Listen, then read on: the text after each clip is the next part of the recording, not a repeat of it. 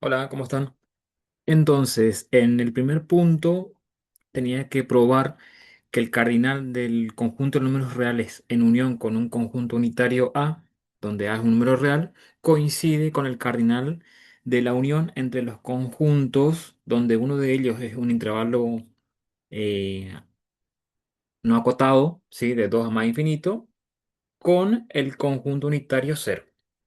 Entonces, lo que pensé en este ejercicio es que al unir los reales con cualquier número real, ¿sí?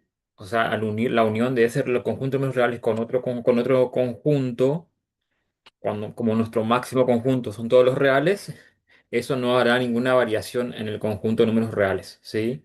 Por lo cual, el cardinal de la unión de los reales con un conjunto unitario cualquiera sea, coincidirá con el conjunto, con el cardinal del conjunto de números reales, es decir, C.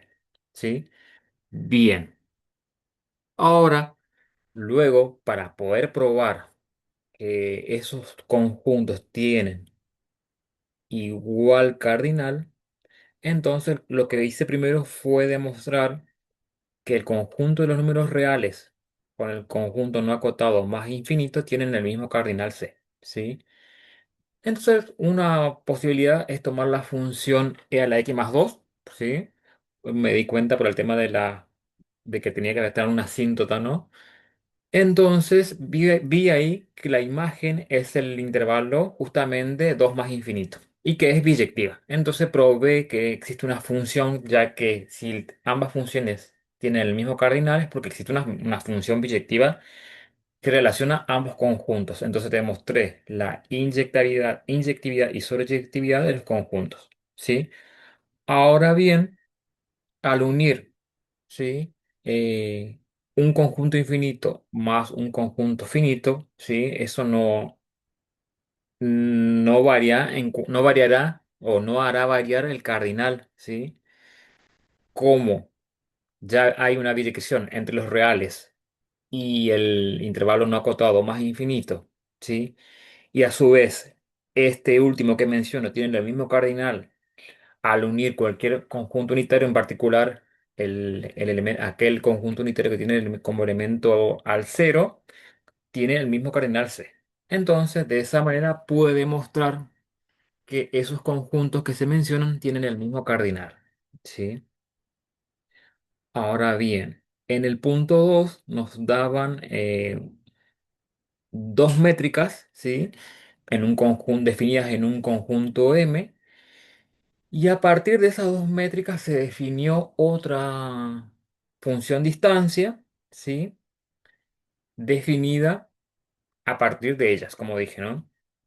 Entonces, que es suma, o sea, la función D es suma de otras dos, de 1 y de 2, ¿sí? Para todo X en un M. Entonces, para poder demostrar la que es una métrica en M, provee las cuatro condiciones, ¿sí? Que la distancia de cualquier elemento consigo mismo es cero, ¿sí? Y que también, obviamente, sale a raíz de que D1 y D son métricas, ¿sí? Entonces, también provee que si dos elementos, ¿sí? Tienen distancia cero, ¿sí? Es porque esos elementos son iguales. Y también sale de acá porque al aplicar la definición de distancia entre estos dos puntos X y Y, si es cero, es porque esta suma de distancias es cero, ¿sí? Pero como estamos hablando de funciones de distancia, ¿sí? Esas distancias son no negativas. Pero al sumar dos números reales no negativos, es imposible que al sumarlos me dé cero, ¿sí? Entonces, obligatoriamente esos dos términos tienen que ser cero. Y con lo cual, si ambos términos son cero, como D1 y D2 son funciones de distancia definidas en M, se llega, o llegué, mejor dicho, que X es igual a Y. Cualquiera sean X e Y en el conjunto M. ¿Sí? La condición de simétrica es bastante trivial, ¿sí? O sea, es bastante obvia, porque como D es suma de otras dos funciones y cada una de ellas son funciones de distancia, entonces al intercambiar X por Y o Y por X es exactamente lo mismo al calcular la distancia, ¿sí? En cuanto a la desigualdad triangular, ¿sí? En el primer igualdad aplica la definición de distancia, ¿sí? Pero como nuevamente d1 y d2 son funciones de distancia, se cumple la desigualdad triangular para cada uno de ellos, ¿sí? Entonces, esa desigualdad se cumple, entonces logro encontrar cuatro términos, ¿sí? Y luego apliqué la propiedad conmutativa y asociativa. Y por último, la definición de la función d, con lo cual logro probar que se cumple también la desigualdad triangular. Y por ende, el conjunto o el par MD es un espacio métrico. ¿Sí? Bien. Paso entonces al ejercicio 2 que en principio me hizo así mm, dudar un poco. Y acá teníamos entonces el conjunto de métricas, ¿sí? D1 y el conjunto, la distancia discreta, ¿sí? Y la función D también que es una métrica que es suma de esas dos distancias. Y teníamos que describir la bola de centro cero y radio uno, ¿sí? Entonces, determiné a qué se llama esa bola, por definición, digamos, ¿no? ¿Quiénes serían esos reales cuya distancia a esos números al cero es menor que uno? ¿Sí? Y entonces acá logré ver que yo no podía sustituir directamente la distancia discreta, porque dependerá si x es cero o no. ¿Por qué? ¿Por qué x igual a cero o no comparo con cero? Porque justamente si x es cero, esa distancia valdrá 0 y si es distinto de cero valdrá uno. ¿Sí? Entonces lo que hice fue analizar por casos y decir que si x es cero, ¿sí? Entonces la distancia de x a x es cero, ¿sí? Ahora bien, acá me queda el valor absoluto de la diferencia entre x y cero, que es el valor absoluto de x, menor que o. Aplicando la definición de valor absoluto, me queda que los x varían de -1 a 1, ¿sí? Pero el único número real que cumple simultáneamente ambas condiciones, que sea igual a cero y esté comprendiendo ese intervalo, es el cero, ¿sí? Y ahora bien, en el caso de que si x distinto de cero, ¿sí? Logro llegar al que el valor absoluto de x es menor que cero. Antes de eso, quiero aclarar que este uno que aparece ahí sumando al valor absoluto es porque la distancia de x al cero, ¿sí? En la distancia discreta, como son distintos, le corresponde uno, ¿sí? Y ahora bien, el valor absoluto nunca el valor absoluto de un número real nunca es menor a cero, ¿sí? Porque siempre es no negativo, con lo cual no hay ningún número real que verifique esa condición. Por lo tanto, la bola abierta de centro cero y radio uno está formada únicamente por el conjunto unitario cero, ¿sí? Ahora, para describir la bola abierta de centro cero y radio 2, ¿sí? Nuevamente escribir a la definición de bola abierta aplicado a este centro y a este radio y seguir un procedimiento análogo al ya descrito anteriormente, ¿sí? Pero en esta situación, cuando x vale cero, ¿sí? Los valores de x que verifican están comprendidos entre -2 y 2 y el único número real que verifica ambas condiciones simultáneamente es el cero, ¿sí? Ahora bien, si el x es distinto de cero, ¿sí? La distancia de x al cero en la distancia discreta es uno, ¿sí? Entonces me queda el valor absoluto de x más uno menor que 2, ¿sí? En lo cual logro determinar que los x que verifican esa condición varían de -1 a 1, siempre y cuando x sea distinto de cero, ¿no?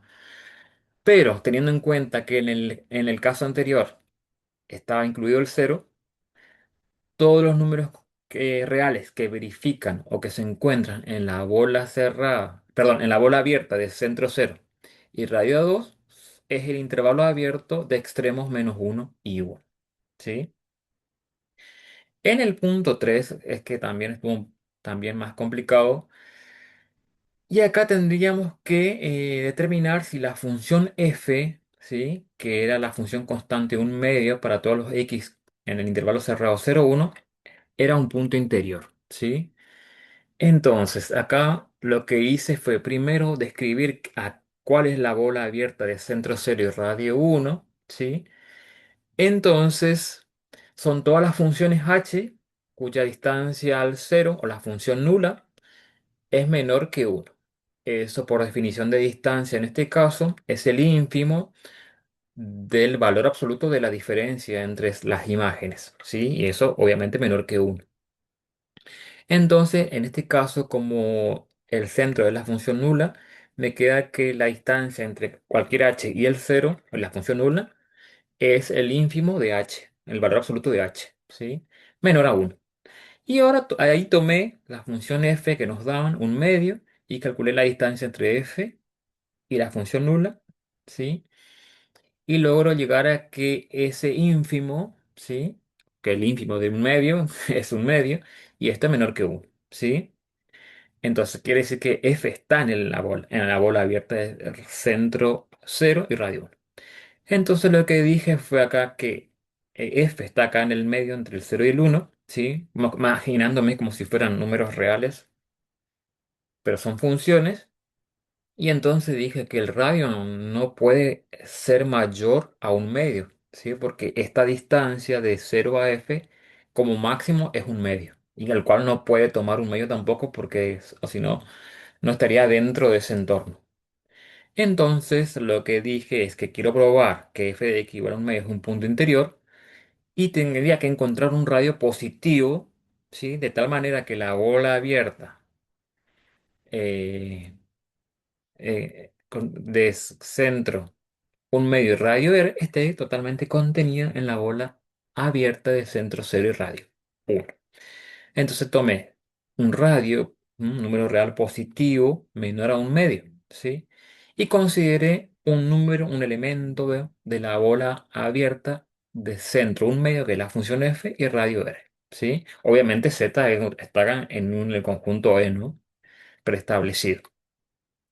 Y entonces lo que quería ver era si z pertenecía a la bola abierta de centro 0 y 1. Lo que hice, calculé la distancia entre z y la función nula, ¿sí? Y entonces por desigualdad triangular logro determinar que esa distancia es menor que uno, ¿sí? Como z estaba, o está mejor dicho, en la bola abierta de centro un medio y radio r, ¿sí? Esto es menor que r. Y la distancia de la función f a la función nula es un medio. Entonces esto es menor a su vez, ¿por qué? Porque r era un número menor a un medio más un medio que es igual a 1. ¿Sí? Por lo tanto, z está en la bola abierta de centro cero y radio 1, con lo cual f es efectivamente un punto interior de la bola mencionada, de centro cero y radio 1. Y en el último punto, ¿sí? Dado un espacio métrico, ¿sí? Y dos conjuntos, tenía que demostrar que si un conjunto contiene el otro, entonces pasa la misma relación de inclusión al mismo sentido con los interiores, ¿sí?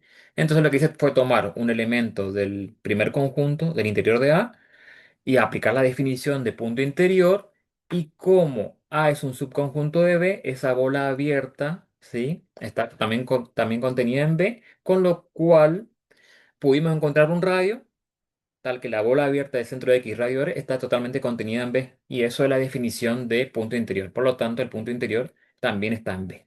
¿Sí? Y se cumple la de tesis. O sea que esa afirmación es verdadera, ¿no? Obviamente me olvidé de decir. En el siguiente B es la clausura de la intersección contenida en la intersección de las clausuras. ¿Sí? Nuevamente la idea fue tomar un elemento de la clausura y probar que está en la intersección de las clausuras. ¿Sí? Y que es obviamente verdadera y está relacionada, ¿sí? Con el siguiente ejercicio C. Porque acá tenemos una igualdad, ¿sí? Eh, donde la clausura de la intersección coincide, o sea, es igual a la intersección de las clausuras entre A y B, que también es verdadera. Y para probar, nuevamente, como lo menciono ahí, la igualdad entre dos conjuntos, debemos probar que cada conjunto está contenido en el otro. Entonces, como en el primer caso, ya en el caso B ya demostramos que que la clausura de la intersección está contenida en la intersección de las clausuras, solamente teníamos que probar que la intersección de las clausuras está totalmente contenida en la intersección, en la clausura de la intersección. Entonces, nuevamente tomé un elemento de la intersección, apliqué la definición de intersección, ¿sí? Y de clausura, y como se cumple para todo radio. Sí, que la intersección, perdón, por como X un elemento de la clausura, por definición de clausura, de punto clausura, cualquiera sea el radio que yo tome, la intersección de esa bola con A es distinta de vacía. Pero también la bola, ¿sí? Cabe como la bola abierta de centro de X radio R con con B es distinta de vacía. Podría haber tomado ambos radios o distintos, pero como se cumple para todos los radios, o sea, incluso podrían ser iguales o no, ¿sí? Entonces, y también podría tomar distinto y, y considerar el mínimo, creo, en mi punto de vista. Entonces, como la intersección entre esos dos pares de conjunto es distinto de vacío, al considerar los tres juntos como intersección, también es distinto de vacío, ¿sí? Y por la propiedad asociativa de la conjunción, ¿sí? Logro determinar que la bola abierta de centro de X y radio R en intersección con A y B es distinto de vacío cualquiera sea el radio. Entonces, X es un elemento de la clausura de la intersección. Y con esto entonces se cumple la tesis.